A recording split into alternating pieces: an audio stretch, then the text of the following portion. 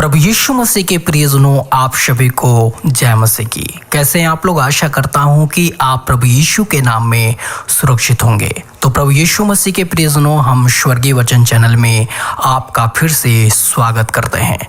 प्रभु यीशु मसीह के प्रियजनों, आज हम बातचीत करने वाले हैं कि उपवास के दौरान हम आत्मिक उन्नति और आत्मिक शक्ति को कैसे रिसीव करेंगे और हम अंधकार की शक्ति और हम अंधकार के हर एक शक्तियों पर, हर एक बीमारियों पर, हर एक रोगों पर हम विजय कैसे प्राप्त करेंगे। तो प्रभु यीशु मसीह के प्रियजनों, हम आज परमेश्वर के कुछ वचनों को पढ़ेंगे जो उपवास के विषय में बताती है। क्योंकि जब हम उपवास रहते हैं तो बहुत सारे ऐसे बंधन हैं जो टूटते हैं, बहुत सारे ऐसे जो दुष्ट आत्माएं होती हैं जो बिना उपवास किए नहीं जाती है, और बहुत सारे ऐसे रोग होते हैं जो बिना उपवास किए नहीं जाती है। तो प्रभु यीशु मसीह के प्रियजनों, हम आपको बताना चाहते हैं कि उपवास भी रहना हमारे लिए बहुत जरूरी है। जब हम उपवास रहते हैं तो हम आत्मिक उन्नति को रिसीव करते हैं और हर एक अंधकार की शक्तियों पर, हर एक बुरी शक्तियों पर हम विजय प्राप्त करते हैं। तो आइए हम परमेश्वर के कुछ वचनों को पढ़ेंगे, उसके बाद हम परमेश्वर से प्रार्थना करेंगे और कुछ बातें हम सीखेंगे, और उसके बाद हम प्रभावशाली प्रार्थना कैसे करें उसके विषय में सीखेंगे। तो आइए हम परमेश्वर के कुछ वचनों को पढ़ें। मत्ती 17:21 पद में लिखा हुआ है, परंतु यह जाति बिना प्रार्थना और उपवास के नहीं निकलती। तो प्रभु यीशु मसीह के प्रियजनों, इस वचन को सुनकर आप समझ ही गए होंगे कि यह वचन किसके विषय में बातचीत कर रहा है। क्योंकि कुछ ऐसे दुष्ट आत्माएं होती हैं जो बिना उपवास किए नहीं जाती है, तो इसलिए उपवास करना हमारे लिए महत्वपूर्ण है।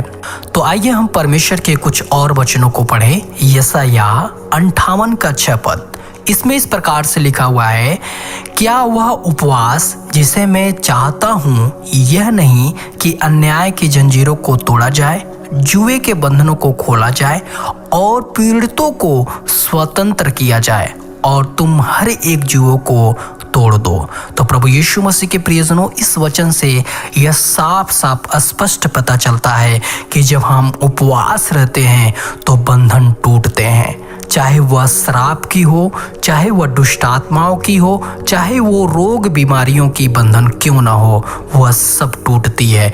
इसलिए हमें उपवास रखने की जरूरत है। आइए हम परमेश्वर के कुछ और भी वचनों को पढ़ें। दूसरा इतिहास 7:14, इसमें इस प्रकार से लिखा हुआ है, यदि मेरी प्रजा जो मेरे नाम से कहलाती है दीन होकर प्रार्थना करे और मेरे दर्शन की खोज करे और अपनी बुरी चाल से फिरे, तो मैं स्वर्ग में से सुनकर उनका पाप क्षमा करूंगा और उनके देश को चंगा करूंगा। प्रभु यीशु मसीह के प्रियजनों, इस वचन के पढ़े जाने से, सुने जाने से साफ स्पष्ट यह पता चल रहा है कि हम जब उपवास रहते हैं तो हम अपने आप को दीन करते हैं, अपने आप को नम्रता को प्रदर्शित करते हैं, और जब हम अपने आप को नम्र करते हैं तो परमेश्वर हमारी प्रार्थना सुनता है। क्योंकि बहुत सारे ऐसे लोग हैं जो प्रार्थना तो करते हैं, चिल्लाते ही रह जाते हैं और अपने आप को नम्र और दीन नहीं करते हैं, इसलिए उनकी प्रार्थना नहीं सुनी जाती है। तो प्रभु यीशु मसीह के प्रियजनों, हम आपको बताना चाहते हैं कि जब हम उपवास होते हैं तो सबसे पहले हम अपने गुनाहों को माने और परमेश्वर से क्षमा मांगे, अपने आप को दीन करें, ताकि जब हम उपवास में प्रार्थना करें तो हमारी प्रार्थना सुनी जाए। तो प्रभु यीशु मसीह के प्रियजनों, इस वचन से यह स्पष्ट होता है कि जब हम उपवास रहते हैं, जब हम अपने आप को दीन और नम्र करते हैं, तो परमेश्वर हमारी प्रार्थना को सुनता है। प्रभु यीशु हमारी प्रार्थना को सुनता है। प्रभु यीशु मसीह के प्रियजनों, आइए हम परमेश्वर के कुछ और भी वचनों को पढ़ें। फिलिपियों 4:13 पद, इसमें इस प्रकार से लिखा हुआ है, मैं उसे जो मुझे सामर्थ्य देता है सब कुछ कर सकता हूँ। आमीन, हालेलुया। तो वह परमेश्वर जब हमें सामर्थ्य देता है तो हम उसके सामर्थ्य के जरिए, उसकी शक्ति के जरिए हम बहुत कुछ कर सकते हैं। और यह परमेश्वर की सामर्थ्य कब मिलती है? जब हम अपने आप को नम्र और दीन करते हैं तो हमें यह सामर्थ्य मिलती है। और जब परमेश्वर की सामर्थ्य मिलती है तो उसके सामर्थ्य के जरिए बहुत बड़े बड़े कार्य हमारे जीवन से होते हैं। आइए हम परमेश्वर के उस लास्ट वचन को पढ़ें, याकूब 17:7। इसमें इस प्रकार से लिखा हुआ है, इसलिए परमेश्वर के अधीन हो जाओ और शैतान का सामना करो तो वह तुम्हारे पास से भाग जाएगा। आमीन, हालेलुया। तो प्रभु यीशु मसीह के प्रियजनों, हमारी आपसे विनती है कि आप उपवास रखिए और अपने आप को नम्र और दीन करिए और परमेश्वर के अधीन हो जाइए। और जो दुष्ट आत्माएं नहीं जा रही है, आप परमेश्वर की अधीनता में होकर के उसकी सामना करिए तो वह शैतान दूर हो जाएगा। वह परमेश्वर की सामर्थ आप में होकर कार्य करेगी और वह शैतान आपके पास से भाग निकलेगा। प्रभु यीशु मसीह के प्रियजनों, आइए हम सब प्रार्थना करें जो उपवास के दौरान की जाने वाली प्रार्थना है। और जब आप भी उपवास रहते हैं तो आप इस प्रार्थना के अनुसार प्रार्थना कर सकते हैं। हे प्रेमी पिता परमेश्वर, मैं आज उपवास और प्रार्थना के द्वारा तेरे पास आता हूँ। मैं अपनी आत्मिक शक्ति को पुनः प्राप्त करना चाहता हूँ। प्रभु, तेरी सामर्थ मेरी निर्बलताओं को दूर करे। हे प्रभु यीशु, मैं तुझ पर विश्वास करता हूँ कि तू मुझे हर प्रकार की शारीरिक, आत्मिक और मानसिक निर्बलताओं से मुक्त करेगा। मैं अपने जीवन में विजय चाहता हूँ और मैं चाहता हूँ यह केवल तेरे शक्ति से संभव है। पवित्र आत्मा, मुझे आत्मिक जागरूकता और सामर्थ्य से भर। मुझे शैतान के हर एक प्रलोभन और बाधा से बचा। मुझे आत्मसंयम और आत्मनियंत्रण प्रदान कर ताकि मैं पूरी निष्ठा से तेरी सेवा कर सकूं। परमेश्वर, तेरा वचन कहता है कि जो उपवास और प्रार्थना करते हैं वे तेरी महिमा को देखेंगे। मैं तुझसे मांगता हूँ कि मेरी प्रार्थनाओं को सुन और मुझे आत्मिक विजय प्राप्त कर।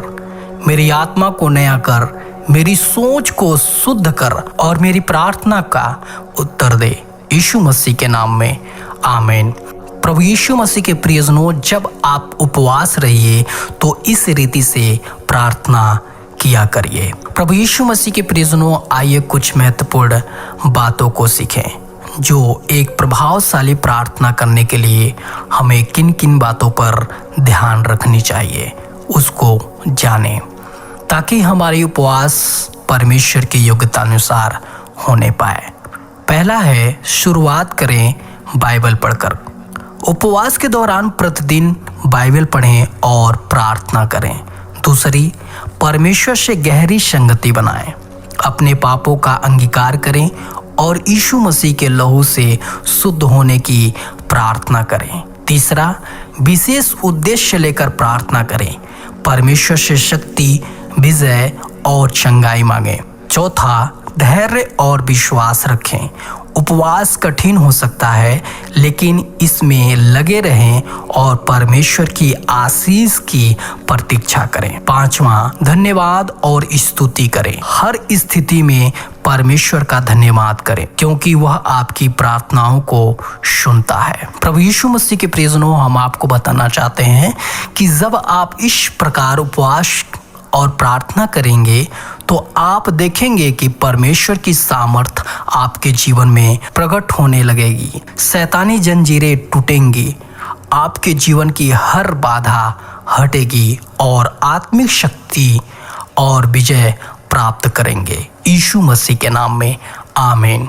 प्रभु यीशु मसीह के प्रियजनों, हमारी आपसे विनती है कि आप स्वर्गीय वचन चैनल को सब्सक्राइब करें और बेल आइकन को दबाएं ताकि हर एक वीडियो का नोटिफिकेशन आपको मिलता रहे। और हमारी आपसे विनती है कि इस वीडियो को आप अधिक से अधिक लोगों तक शेयर करें ताकि वे भी उपवास के सही तरीकों को सीख सकें और परमेश्वर के अधीनता अनुसार उपवास करके हर एक बंधनों को तोड़ सकें। आमीन।